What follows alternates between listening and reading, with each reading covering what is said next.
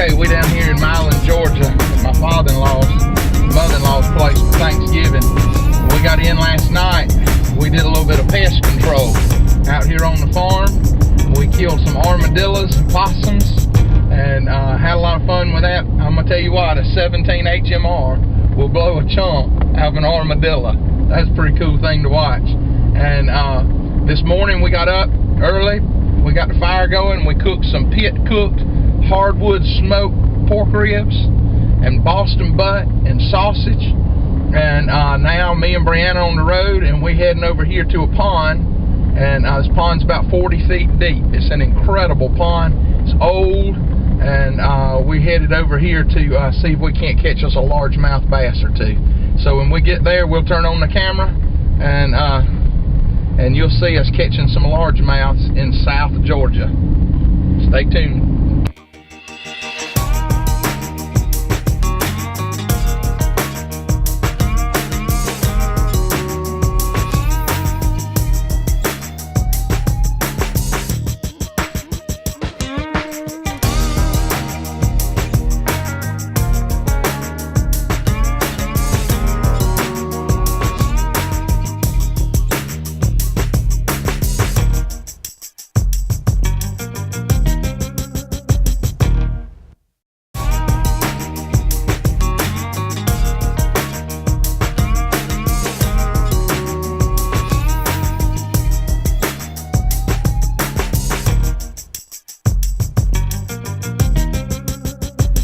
Alright, we're out here at the bachelor place, and what we're going to try to do today is a little finesse fishing. So the day before Thanksgiving is 70 degrees, and I've got this little Zoom finesse worm and a straight shank Gamakatsu hook.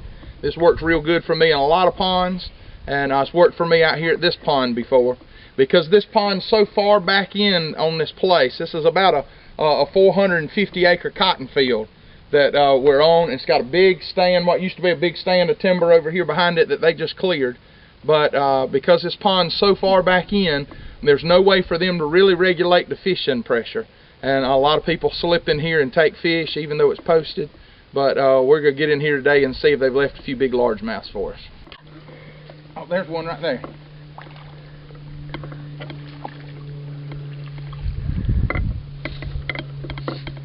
It's not a great largemouth, but that's a start. Out here on this pond. Just throwing that wacky worm, working it nice and slow and easy.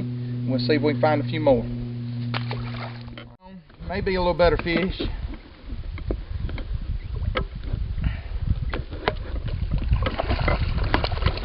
Oh yeah, a little better largemouth there. Just a little better than the first one, but that's a good farm pond largemouth bass right there in South Georgia. We got a little better fish on now.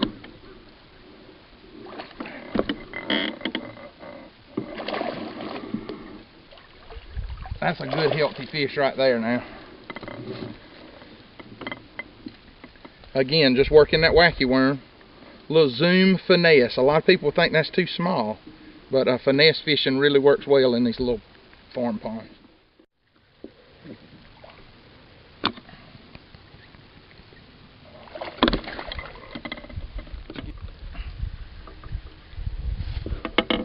Don't jump, don't jump.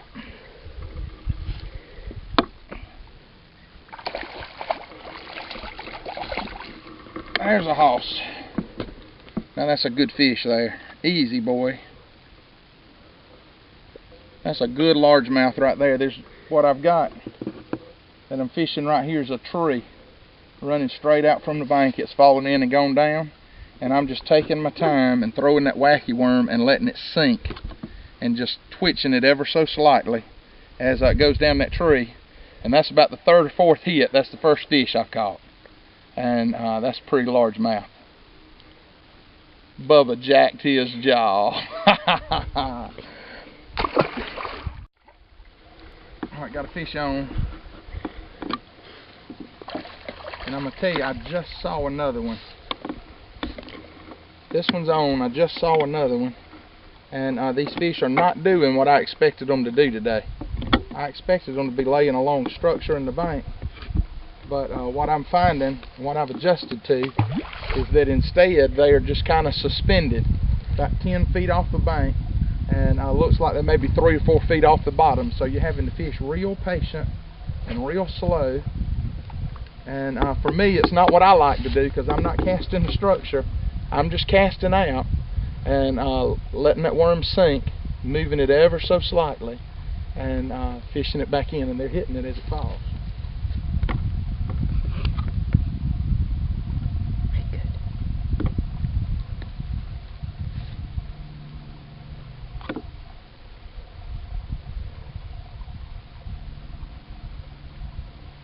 There he is.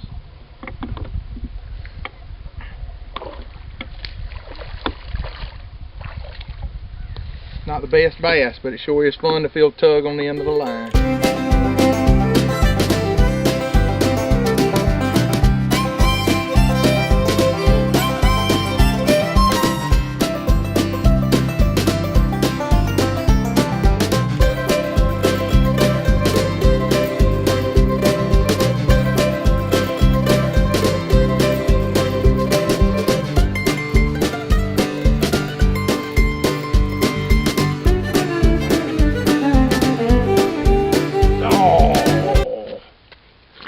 Missed him again.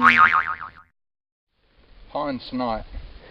That's what we caught that time, big water pond snipe. Something on feels pretty good. I just don't know. Stay down! Whoa! That's a good bass. Taking a little drag. It's about time. We caught several when we first got here off the dam, and I thought they were just going to stop biting. We're over here down the other side, and it's taken us a little while, but there's a nice 2-pound fish right there, Telfair County, Georgia.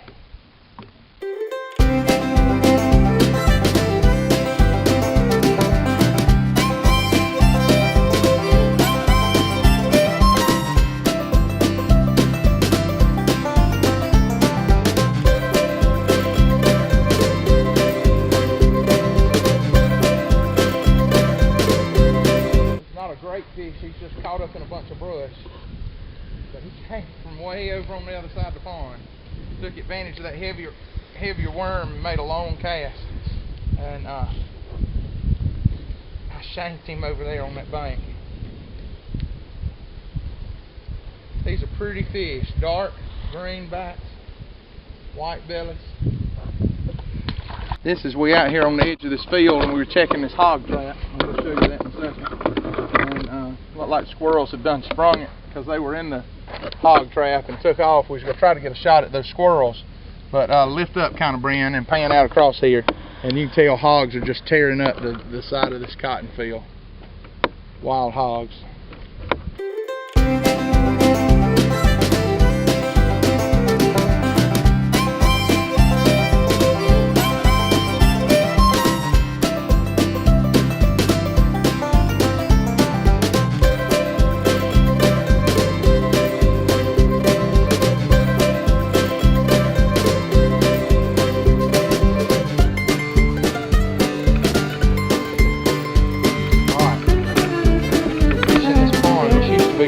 Pond, and somebody snuck in here and cut the dam, and there's not a whole lot of water left in it, and this is the second crappie that I have snagged on a 4-inch zoom finesse worm, and that's just kind of unusual. Right here in this spot, just missed one, had one get off, and now we got this one. We'll see if there's another crappie out here who wants to hit a wacky worm.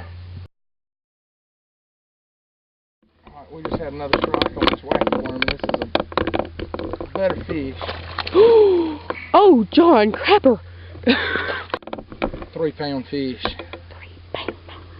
And he was just right at the bank in this moss. I've been throwing out in this end, catching some crappie on this finesse worm. All I brought with me to Georgia was a finesse worm to fish wacky style, and I thought it was another crappie when I first saw him swipe at it, but it turns out that that's a nice one there. Let him ease back in there.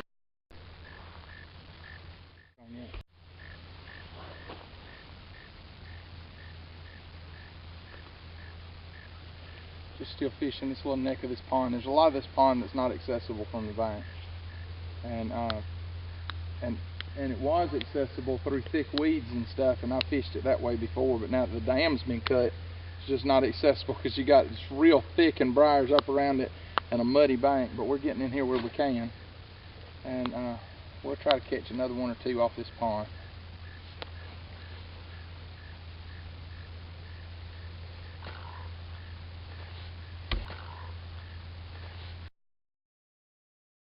I don't know if you caught that on the camera or not, but it's always different fishing down here in Georgia than it is in the upstate of South Carolina. I've had to back out of places when I heard a rattlesnake light up before. My father-in-law's killed some alligators on some of these ponds before, and me and Brianna were just way back in this corner fishing, and caught that nice bass, caught some footage of that, caught a couple crappies, and we thought we heard something behind us. And then suddenly we heard this wild hog let out this nasty snort, and you just don't play around with those things. I know a lot of folks in our part of South Carolina are excited about them coming in and the opportunity to hunt them and trap them, but they're dangerous. They really are, and so we just don't mess with them. And we noticed on the way in a dead one laying right by where we parked the truck. And there were a lot of tracks also around him of wild hogs, and there's been some tracks down on the mud in this bank that I talked to you about, and then we got down there, and he just let us know we were in his area. So we'll let him have the fish, I guess.